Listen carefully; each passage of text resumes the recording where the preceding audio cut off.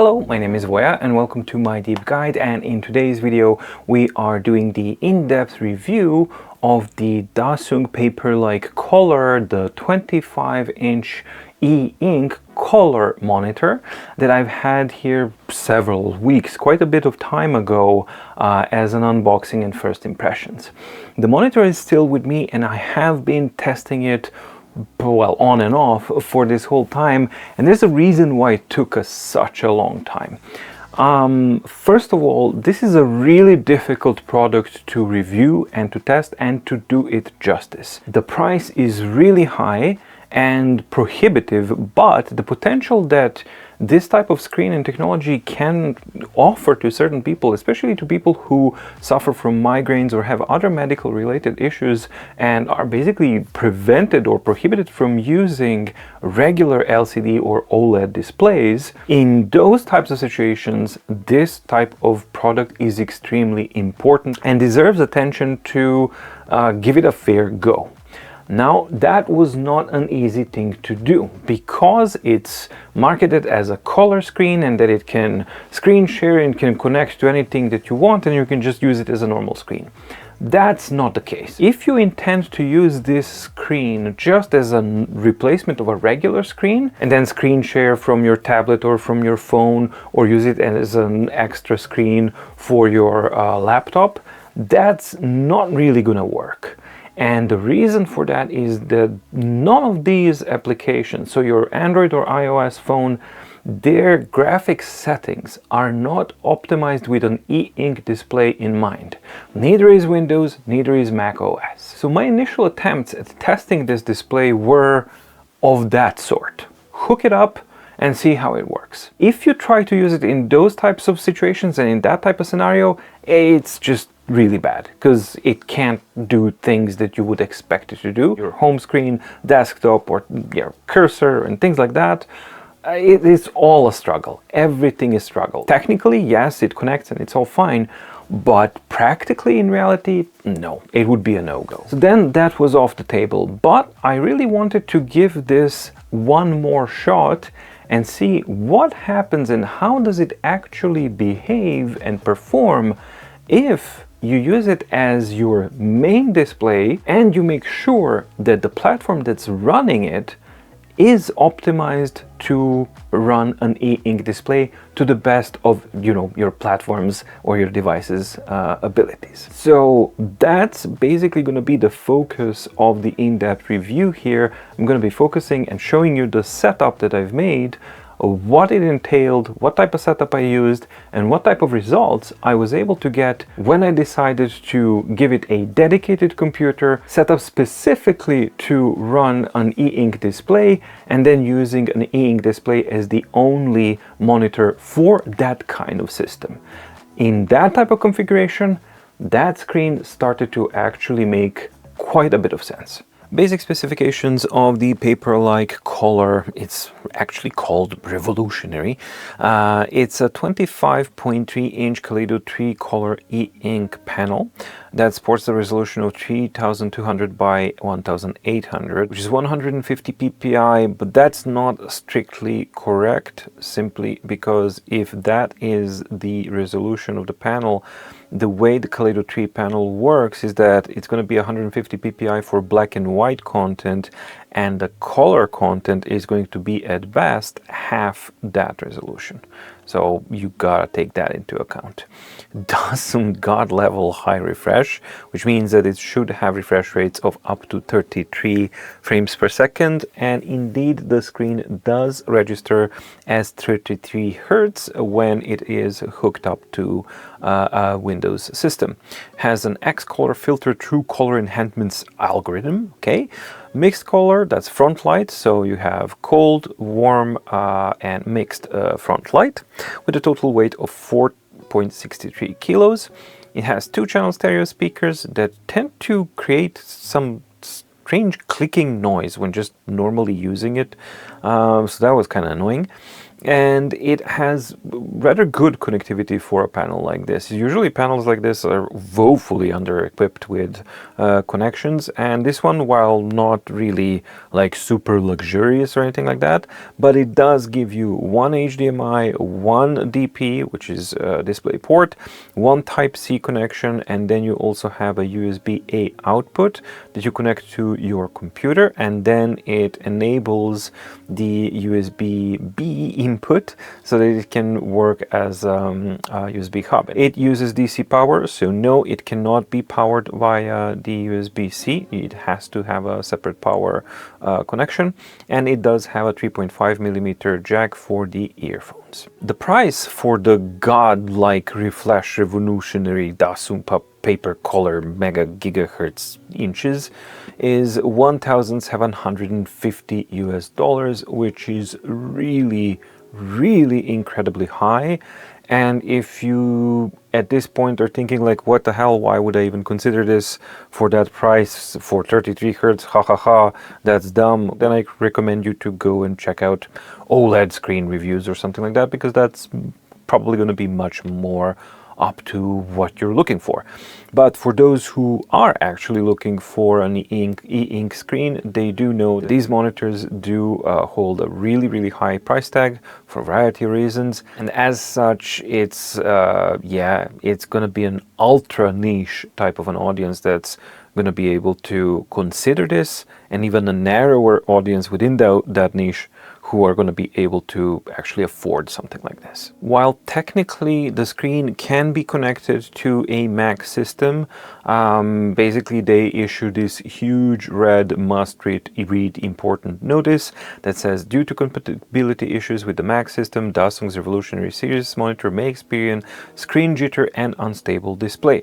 Therefore, connecting Apple devices such as Mac, iPhone and iPad, so basically all of the Macintosh products, to the Revolutionary Series monitors is not supported. I'm not really 100% sure, but I think that they're just now flat out changed it to not supported. It used to be supported if you use the still color software, but now they're flat out saying not supported. Maybe I'm wrong, but I think it said something different previously. Otherwise, the warranty will be voided. If you want to use it with your Mac, iPhone or an iPad, you're voiding your warranty because it's not supported. Okay. So yeah, that's something that you have to keep in mind. So Windows computer users can purchase and use it normally. That sounds so professional. What about Linux? I mean, that's they should consider that as well. And then they're just kind of giving you this still color image, and they're not really, this is a mess because they haven't really updated the page. They updated this with Mac products not being supported anymore, but they left the still color software here without any explanation, basically confusing people.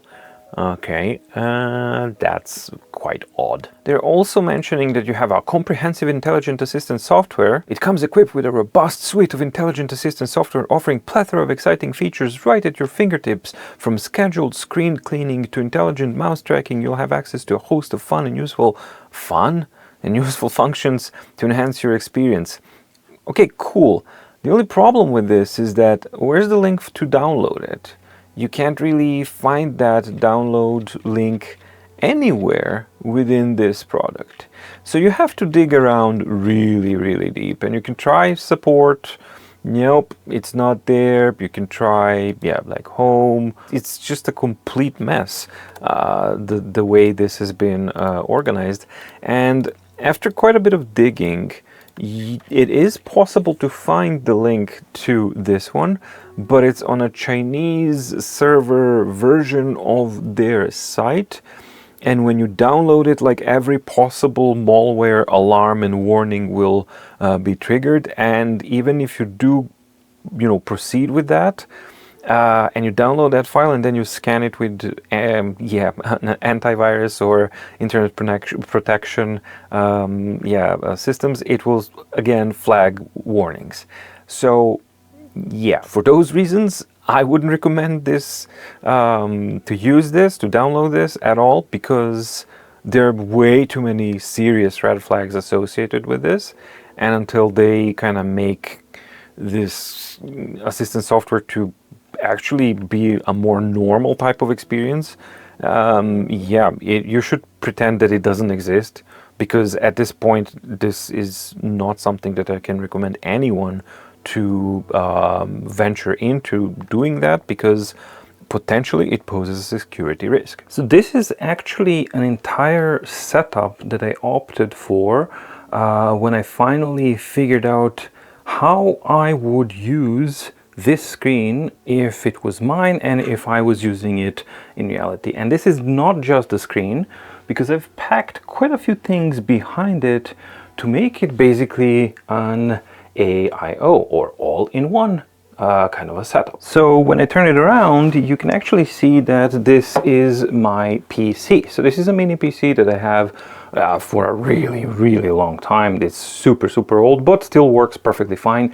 And for the types of tasks that I would use this screen for, I think that it works absolutely perfectly well. So first of all, yeah, I would choose like a really small footprint type of a PC that can fit and that can easily be kind of placed on the stand there. It's affixed with, maybe you can see, like 2 strips of sticky sticky double-sided tape, but it's a thick one that not only absorbs and keeps things safe, but also it's a reusable one, which means that it doesn't really leave any kind of sticky residue. So it's like best of both worlds.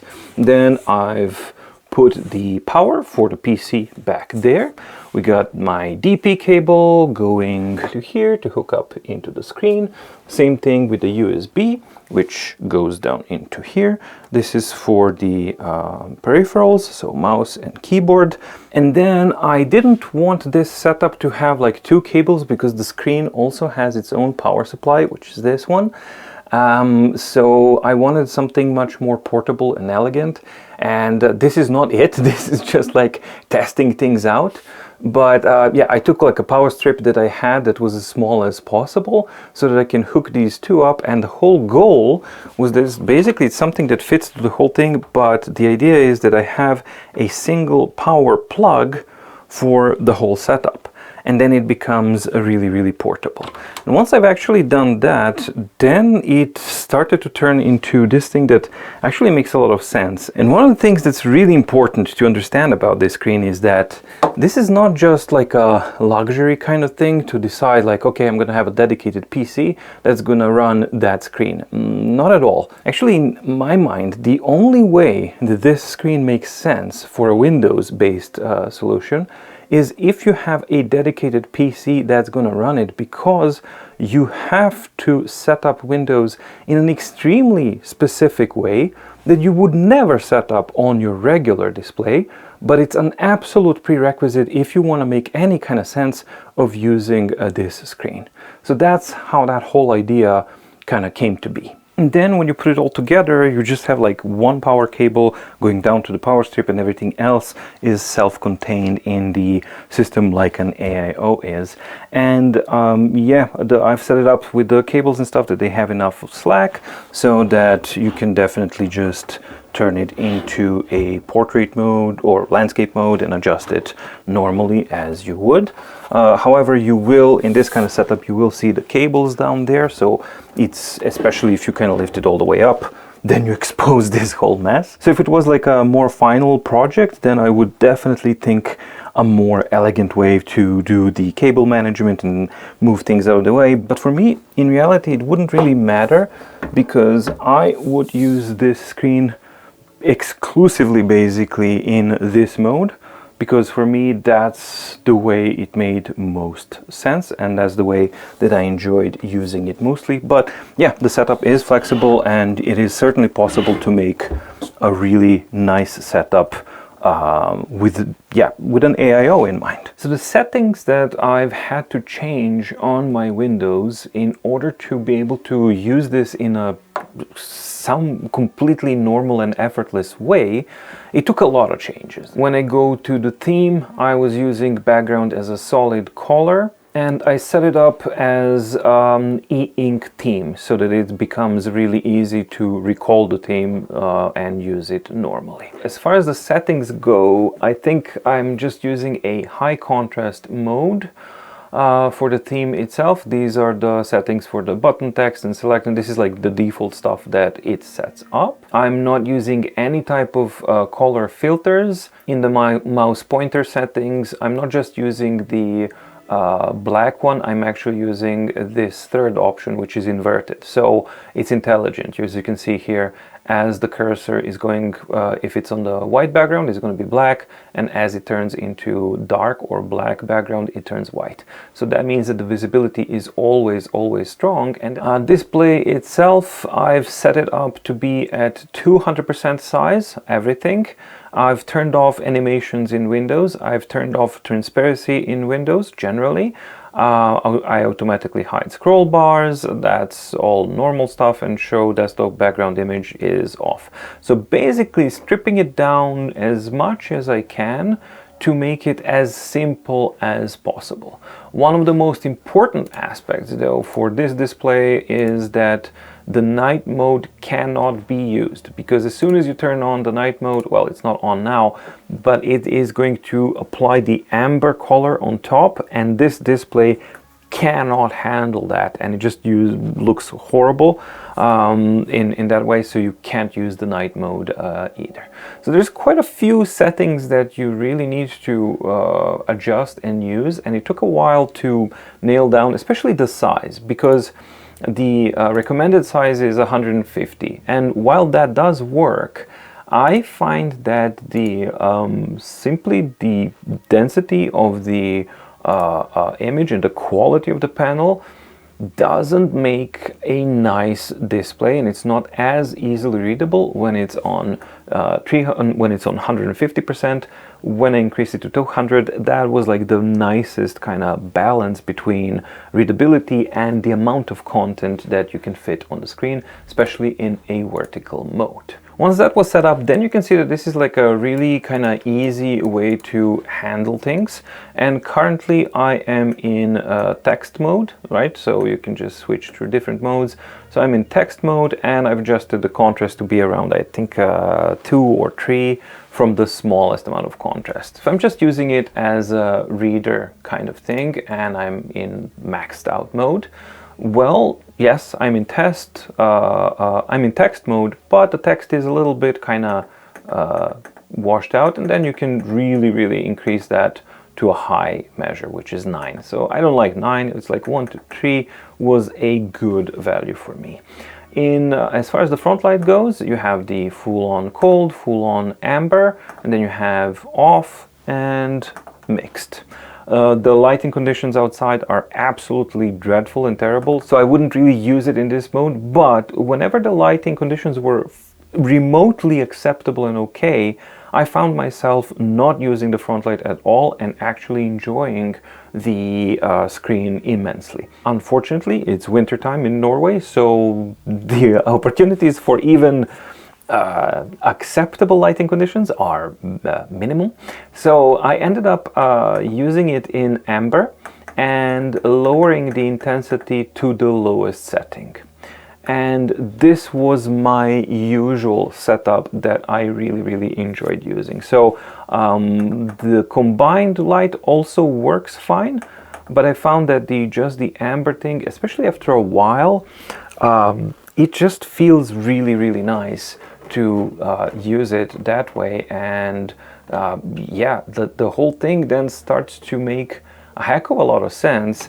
And at first I was having issues with the colors, and mainly because yeah, I was running it at a higher contrast setting here to get the good text here, and then as soon as I would introduce colors, they would just kind of go away. So that's why I kind of opted out and found which was the optimal contrast setting in text mode that would give me at least the RGB range, right? So I can't really get all of the colors, but I can get a clear red, I can get a clear green, and I can get a clear blue.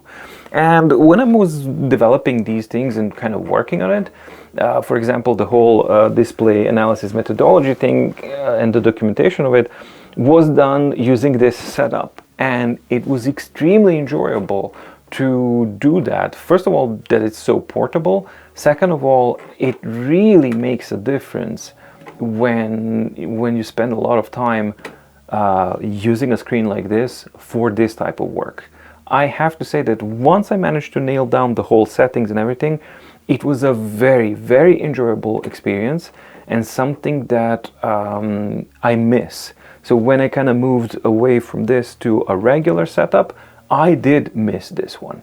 Is it perfect? By no means. There's ghosting, there's issues, there's like lots of things, but I think that they're all manageable. And you can see that we're in text mode, and the speed, the scroll speed is perfectly fine.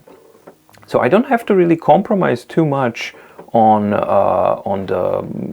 the quality of the settings in order to get the speed. The speed is phenomenally good. Like for normal text processing and all that kind of stuff, I was never lacking for speed. It was always perfectly good. Occasionally I would want to kind of read some things, and then you start to run into the compromises and issues.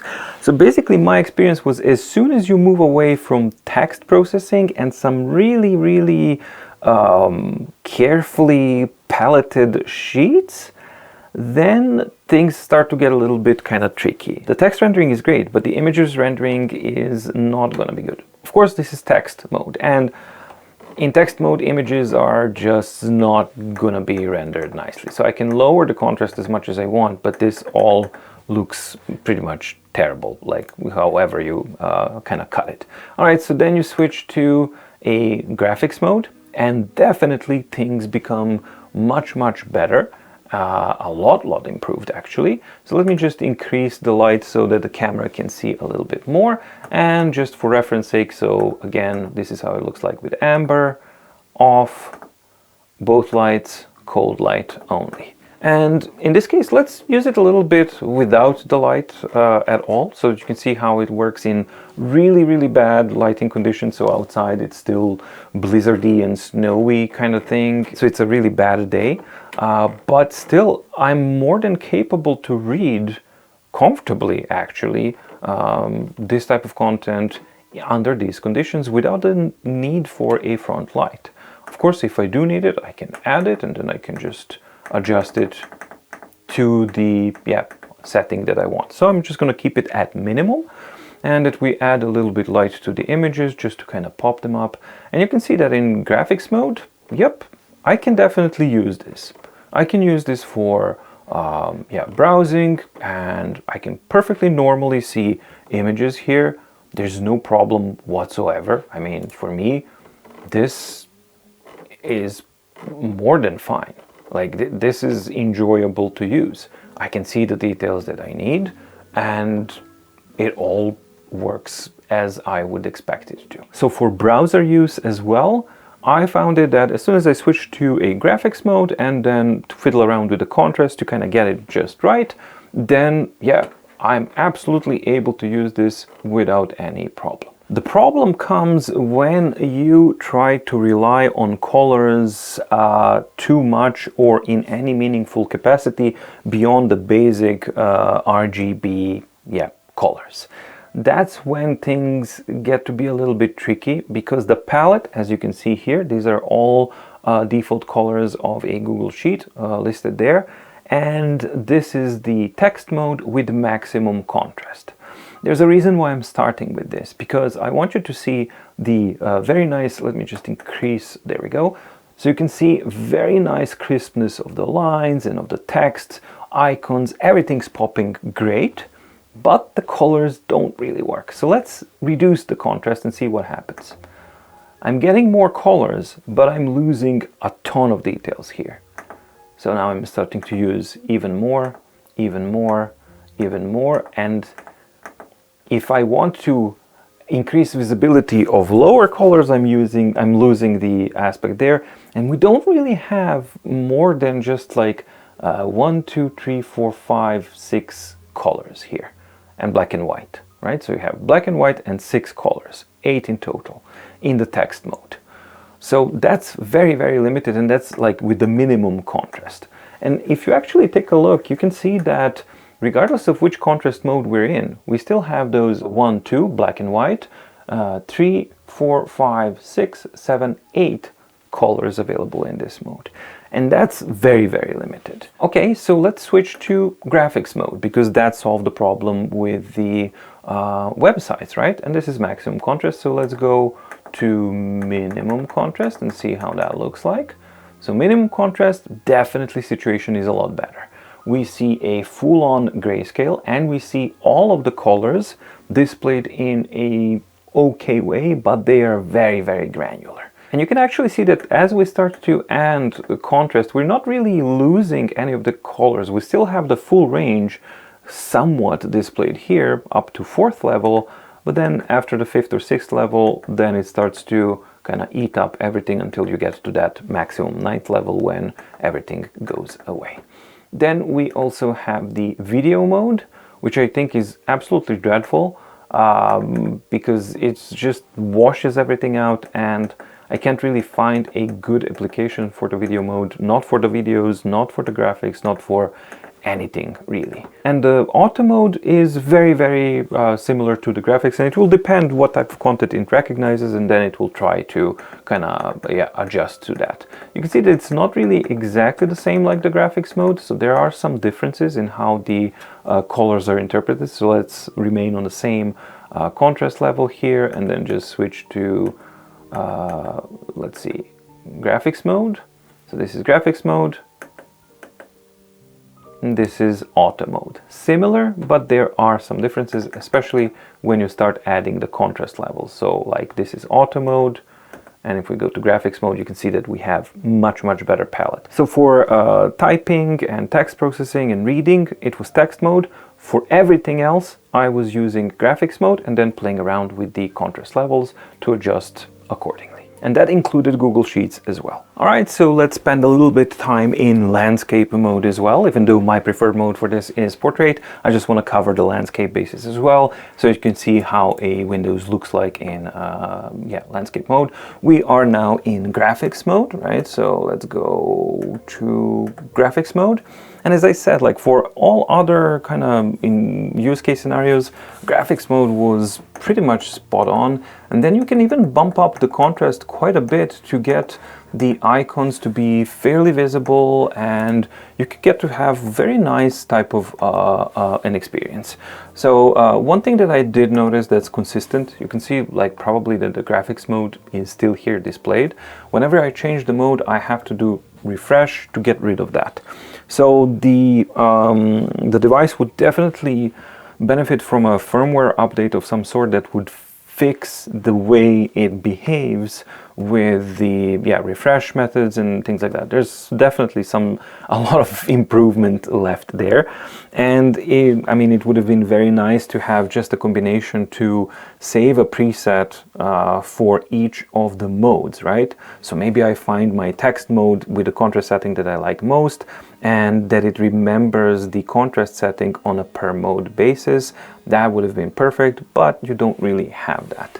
So there are definitely compromises that you have to kind of take into account, but it's possible to find a setting, and with these settings for the Windows, it's absolutely possible to use it in a completely normal way, right? So I can just use it as I normally would a computer, and this is the very first time that I was able to use my PC completely normally once it was all set up on an e-ink screen. One of the things why I flipped to landscape mode is to kind of show a performance of the video, and now I'm just kind of waiting for that to go away. So we are now in graphics mode, and even though it does look good, so let's lower the contrast to minimum, and that's like kind of acceptable, but it's blinky. It's very, very blinky in graphics mode. So then you kind of switch to video mode, and I don't like this. Like none of it is nice in any way, shape or form. Color banding, exploding everything. It just doesn't look good at all. Auto mode, not that great. This is text mode. and this is graphics mode. So even though the graphics mode is the most blinky one, it does give like a best type of a result. But yeah, for videos, I couldn't really find a setting that would make them even remotely pleasing to use. So even in auto mode, it's like very difficult to find any type of setting that kind of works. So yeah, that didn't really work for me, and that's one of the things that I would not use this display for. Same thing, but just in landscape format. So let's zoom in so you can see a little bit better. I mean, the performance is excellent. You can zoom in normally, you can read normally. It just works. Yes, it's limited to these reading and typing type of functionalities, but for those, it really does work well. Let's now switch to the option that I would use, which is text. So here I am in text, and yeah, even in landscape mode, this just works really well. Okay, so too high contrast, there we go. I got all of the colors that I want. That's my settings. I can see curves, I can see the numbers very nicely, I can see even small charts here displaying really well. Yes, there's ghosting, absolutely, but for an e-ink display that's able to handle this levels of speed, I mean, I have not seen this before. And ridiculous PR and marketing language or not, this is truly, truly impressive. And again, I have to repeat myself, for the very first time, actually usable, although for a very limited set of circumstances, but for those sets of circumstances, it is absolutely perfectly usable. So now I'm just gonna cycle through, yeah, the cold light, amber light, and again, in these conditions, I would use it as such. But you do have, yeah, options to make it glow really a lot. And I do find that the amber light is quite pleasant. Here's a comparison to a book, right? So this is with the front light totally off. This is front light on at, yeah, balance, so both white and cold. And this is at a minimum level. So even at minimum level of front light, it already becomes brighter under these conditions and more legible than a printed piece of paper. And here we have the same lighting conditions. This is Boox Note Max, so monochromatic display. This is a Kaleido 3, obviously front light off. Well, Note Max doesn't have a front light, and front light is off on the Dasung screen. And the same story is like this. Obviously, it's darker than a monochromatic screen, so that has to be the case because it's a Kaleido. But as soon as you click on the front light, same as the case with the paper, yeah, it just becomes in the same type of reading conditions, much more legible. And again, that's the minimum intensity. And I would recommend, well, for me personally, I found it most enjoyable to use in minimal intensity and the amber light, but just kind of giving you the comparisons here to see. And then finally we have the apples to apples comparison, because this is the Note Air 3C, also Kaleido 3 panel. This is also called Kaleido 3 panel, and as a casual kind of observer, I think they look really close, although at the first kind of glimpse, I think that the screen on the Kaleido, on the Note Air 3C, appears to be a little bit lighter, although a more precise type of measurement would be required to verify that.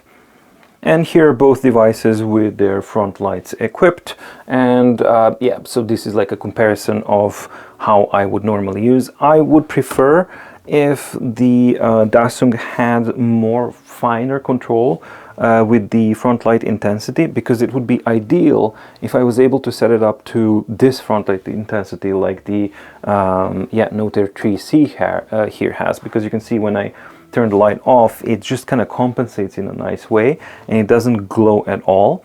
And that's one of the things that I do miss on the Dasung. It's a much finer control with the front light. Maybe the app would give that kind of functionality, but as I've said before, until those security concerns associated with the app are addressed and the access to that app is much more normal, that you don't have to dig around and find some, you know, really dodgy type of site to download it, I'm not gonna be using it. Hello! And here's the test in question. So I got it all set up, and basically, yeah, when I just hit play, this counter goes 60 frames per second, and then it goes for, I don't know, I don't remember if it's like 30 seconds, 20 seconds or something like that, 20, 12, 15 seconds. Basically the test will consist out of me doing the recording. Of course this is set to 1080p at 60 frames per second, because otherwise it wouldn't make much sense. This test is going to be modes. So it's going to be text mode, graphics mode, video mode, auto mode, and then just compare the results and then see what we get.